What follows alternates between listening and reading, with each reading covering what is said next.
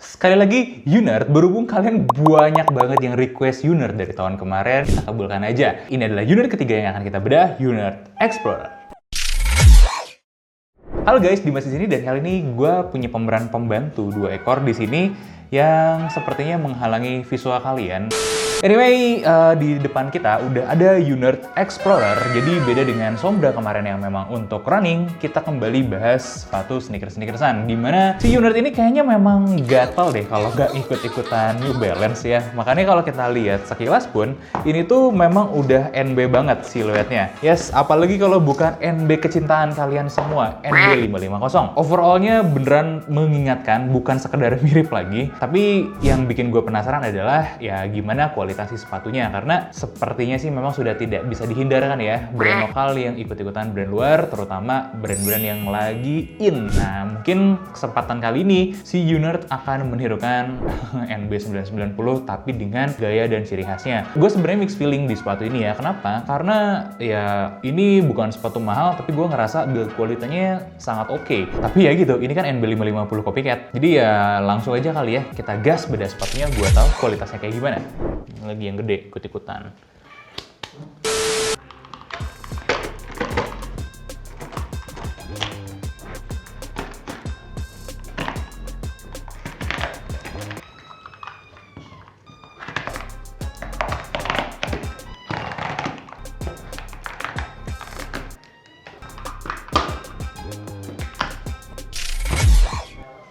Dari dia Unert Explorer.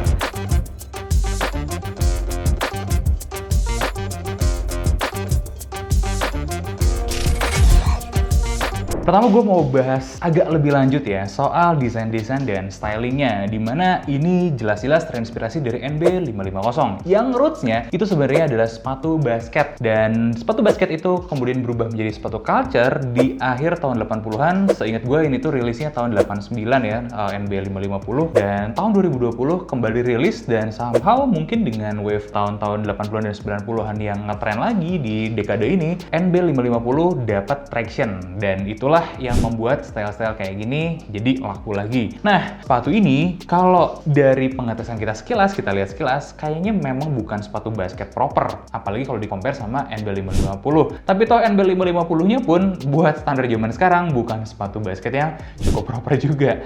Nah, ada beberapa poin yang kita temukan sama, ada beberapa poin yang agak berbeda. Kita mulai dari uppernya dulu. Nah, untuk upper ini jujur kami menemukan beberapa similarities, mulai dari penggunaan ini ya, banyak kulit-kulit, kemudian dikombinasi dengan bahan mesh, itu masih khasnya lah, seperti cirinya NB 550. Tapi apakah kulitnya asli? Seperti biasa, mari kita tes bakar. Kayak kalian bisa lihat di layar, semua panel-panel kulitnya ini tuh pakai bahan kulit sintetis, yang which is wajar banget sih di harga 200 ribuan, ya di bawah 300 gitu ya. Kalau kalian berharap kulit asli, kayaknya hampir nggak mungkin deh, karena kulit asli yang bagus itu kalian nggak akan bisa dapat di harga segitu. Untuk side note-nya, bagian panel ini dan ini, itu bagian kulit sintetisnya sangat mirip dengan Nike Court Vision. Jadi, still oke sih menurut gue. Dimana kan kalau Nike Court Vision yang pakai material kulit yang mirip-mirip kayak gini, itu masih dia jual di atas 700-an. Ini di 200-300. Ya, oke sih. Tapi gue sekali lagi mengingatkan, namanya pakai kulit sintetis, ada umurnya, dan setelah pemakaian 5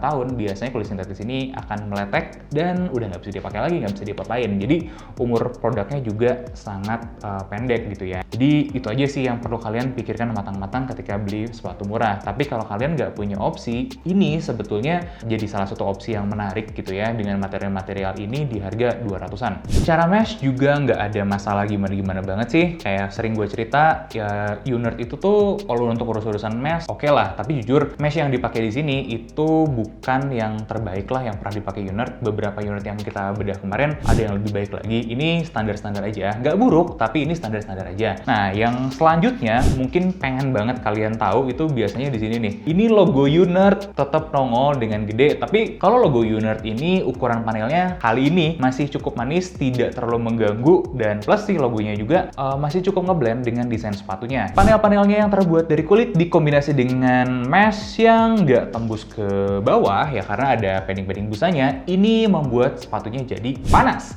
Ya wajar aja sih ya, karena nggak ada celah-celah untuk breathability sedikit pun gitu ya, kecuali dari celah-celah di bagian sininya. Jadi untuk alasan itu, gue akan kasih unit ini nilai 6,5 dari 10 untuk uppernya. Dengan apa? Dengan pertimbangan breathability-nya, panasnya, kemudian kualitas materialnya, seperti itu. Kalau nggak terlalu panas, mungkin gue bisa dengan senang hati kasih 7 dari 10 ya. Tapi berhubung panas dan konsisten ya, pengetesan kita berkali-kali semuanya konsisten dengan menghasilkan kalau ini tuh kondisinya panas. Oke, kita lanjut ke bagian dalamnya. Di bagian dalamnya ini, gue nggak ngerasa something special banget sih.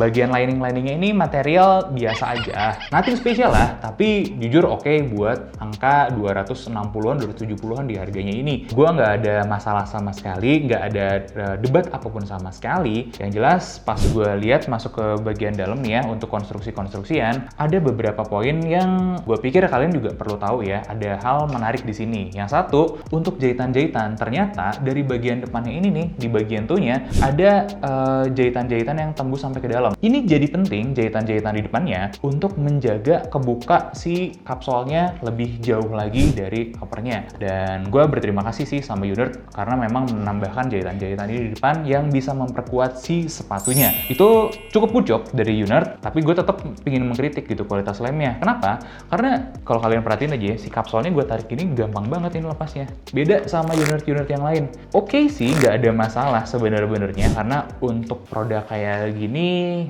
mungkin masih acceptable ya. Tapi ya itu, menurut gue adalah tidak sekuat unit yang biasa. Tapi mungkin untuk urusan kapsul nih ya, kalian mungkin bisa perhatiin beberapa permukaan ini memang tidak dilem. Jadi ya itulah mungkin yang mengurangi kekuatan lem-lemannya si unit ini. Dan kapsul kan memang seperti ini ya, permukaan sentuhnya lebih sedikit. Nah, permukaan sentuh lebih sedikit, yang bisa dilem yang lebih sedikit, jadi nempelnya juga agak kurang. Tapi pun kalau seperti itu, kita udah coba tes beberapa hal yang kita coba potong, kita tarik nih bagian uppernya dari sole.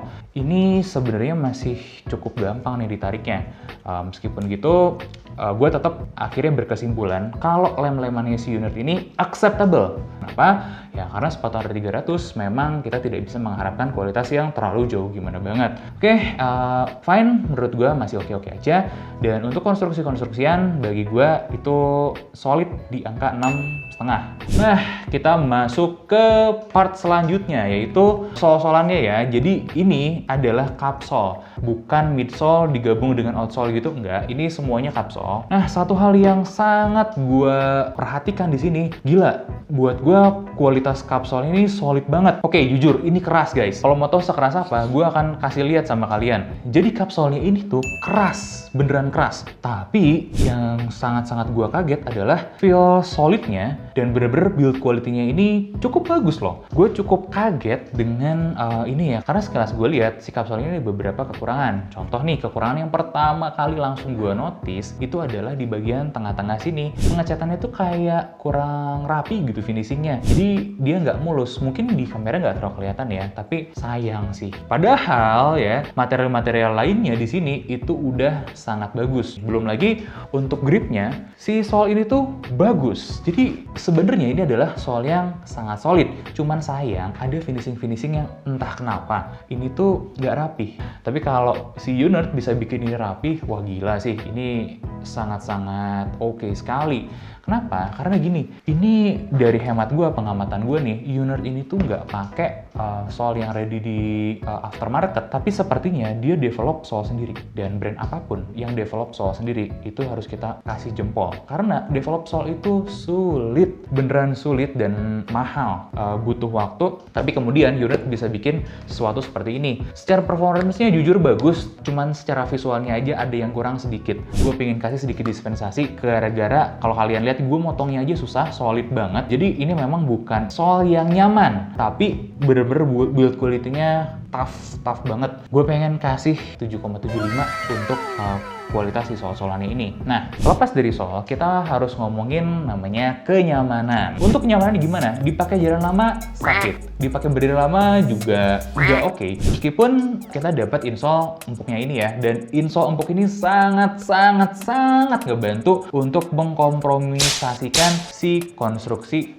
solnya ini yang keras dan kaku. Ini sangat ngebantu sekali jujur. Jadi secara kenyamanan biasa aja, cenderung rendah bahkan ya. Sama kayak si NB550-nya. Tapi ada sedikit kemenangan di sini, yaitu kemenangan empuk-empukannya di insole-nya. Jadi sedikit termaafkan loh di sepatu ini ketimbang NB550. Itu aja sih yang lucunya gitu menurut gua. Untuk fittingnya juga gua nggak bisa bilang ini bagus. Kenapa? Karena kalian kalau mau nyaman harus naik 1 sampai 1,5 ukuran. Ini agak ngepres ke kaki kalian. Jadi nggak senyaman misalnya katakanlah Sombra kemarin ya. Sombra itu kan sangat generous sekali fittingnya, plus uppernya yang mesh juga cukup enak kalau kaki kalian masuk sini dan cukup lebar. Di Sombra kemarin rasanya tuh nggak terlalu kejepit. Nah beda dengan ini, dimana ini dominan pakai bahan leather. Memang leathernya itu nanti kan akan stretch ya, tapi ingat satu, ini leather sintetis. Yang kedua, selain sintetis itu nggak semelar lah, nggak se-ngemold kaki kalian kalau pakai kulit asli,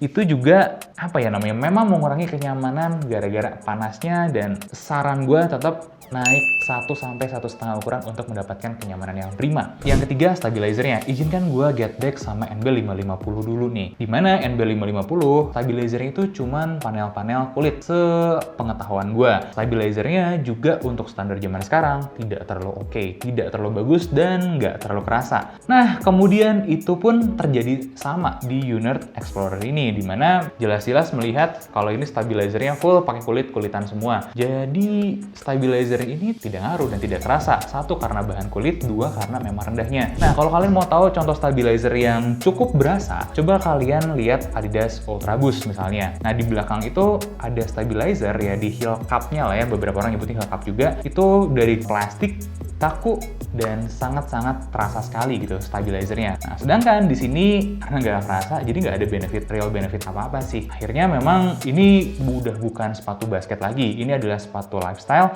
ini adalah sneakers untuk sehari-hari. Nah, untuk kenyamanannya di level sneakers buat sehari-hari, dan gue akan kasih kenyamanan ini di tingkat 7 dari 10 untuk overallnya. Nggak buruk, tapi nggak super nyaman juga. Untuk overall sepatunya juga ini sebenarnya menarik. Jadi build quality-nya bagus, serius. Gue jadi agak bertanya-tanya, sebenarnya si NB itu jualan 2 juta, mereka tuh cost bikinnya berapa? Karena jadi tangkapan gue, untuk bikin sepatu kualitas NB550 itu nggak butuh cost yang terlalu mahal. Mungkin sebenarnya ketika Unert bisa bikin kopian kualitas NB550, paling banter dia juga cuma jualan 400 gitu, 500 udah paling top, tapi kayaknya enggak. Dan NB itu jual 2 juta karena branding. Nah, jika itu benar, artinya jangan-jangan Unert bikin sepatu kayak gini sebenarnya sebagai batu pijakan untuk belajar bagaimana NB dan beberapa merek-merek yang lain mengeksekusi sepatunya. Dan mereka akan coba bikin harga terjangkaunya sambil terus improve kualitasnya. Karena jujur gue akuin Unert itu makin pinter, makin menarik nih bikin sepatunya.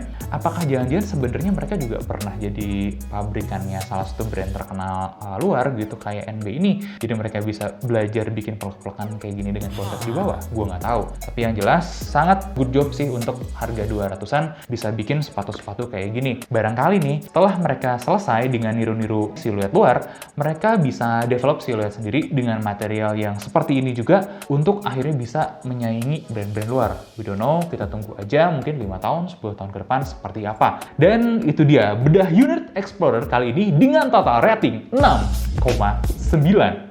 Gue nggak sengaja kan? Nah, coba kalian tinggalin pendapat kalian tentang Unert Explorer ini. Jangan lupa juga tinggalin komentar kalian dan subscribe channel kita untuk konten-konten bedah sepatu yang nggak kalah menarik lagi selanjutnya. Karena kita masih punya program-program menarik tentang sepatu-sepatu requestan kalian dalam beberapa bulan ke depan. Gue Dimas undur diri dan sampai ketemu di bedah sepatu selanjutnya.